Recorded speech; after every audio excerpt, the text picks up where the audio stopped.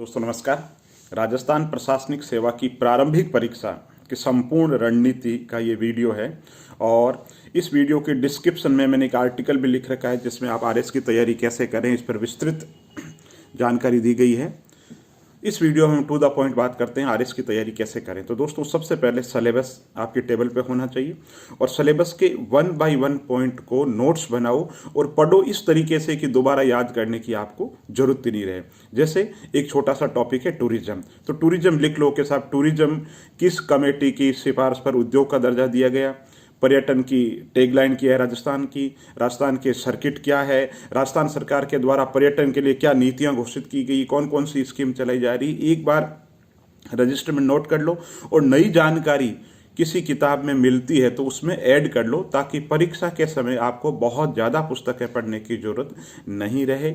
और दोस्तों पुस्तकें जितनी संभव हो कम से कम पढ़ें, स्तरीय पुस्तकें पढ़ें, क्योंकि गाइडों में तथ्यों की बौछार दे दी जाती है, जिंदगी भर भी याद नहीं हो इतने ज़्यादा तथ्य दे दिए जाते हैं जिनकी परीक्षा की दृष्टि से कोई भी उपयोगिता नहीं है।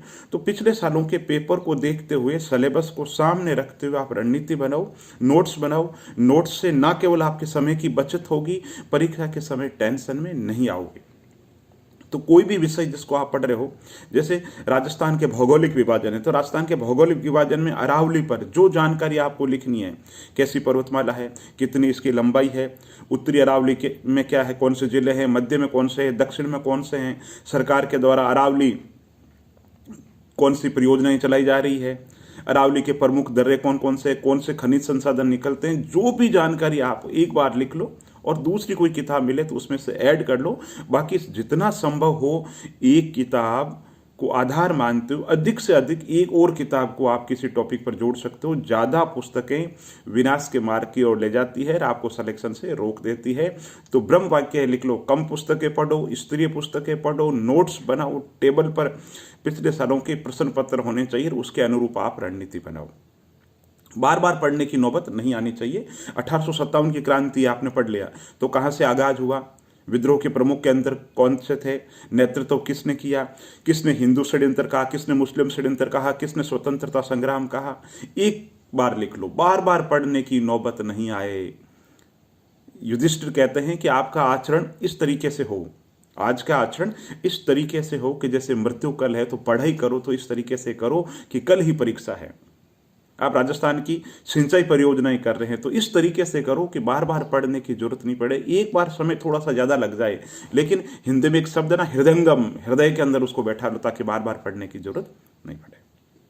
राजस्थान के जो समसामयिक हैं उनकी जो तैयारी कर रहे हैं आप, उसके लिए उसमें रुचि विकसित कीजिए। समसामयिक समेत किसी भी मुद्दे की अगर आप आरएस की तैयारी कर रहे हैं, तथ्य को कोरिलेटेड करना सीखो। रुचि डेवलप करोगे तब तथ्य याद होंगे, नहीं तो तथ्य बोझ लगेंगे।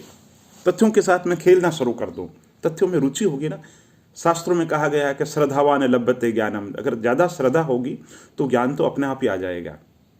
गांव में हजारों लोग ऐसे हैं, आपने देखा अगर आपके गांव में भी ऐसे होंगे, अनपढ़ आदमी है लेकिन राजस्थान की राजनीति की इतनी समझ रखते हैं, तो कारण क्या है, रुचि है।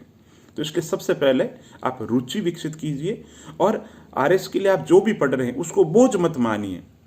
आप यूँ सोच लीजिए जैसे ट्रेन में यात्रा करते हैं, वहाँ भी अपना ज्ञान काम आता है, क्योंकि आप किसी विषय पे परिचर्चा कब कर पाओगे, जब आपके पास में ज्ञान है। बाहर से कोई टूरिस्ट आता है, आपको पता है बीकानेर में दिखाने लायक क्या है, तभी तो आप बताओगे, नहीं तो कैसे बताओगे। राजस्थान की खेती के बारे में आप जानोगे तभी तो कुछ बोलोगे। तो तथ्य होना जरूरी है, तभी आप आगे चल करके मुख्य परीक्षा के अंदर विश्लेषण कर पाओगे। तो शॉर्ट के अंदर कहूं तो समय का पालन करें, अनुशासन में रहे, दिखावे और प्रदर्शन से दूर रहे।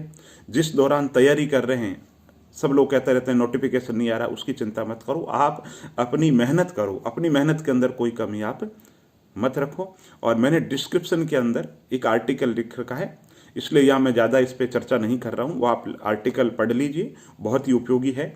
और देखते रहिए मेरा चैनल। बहुत बहुत धन्यवाद, लाइक कीजिए, सब्सक्राइब कीजिए।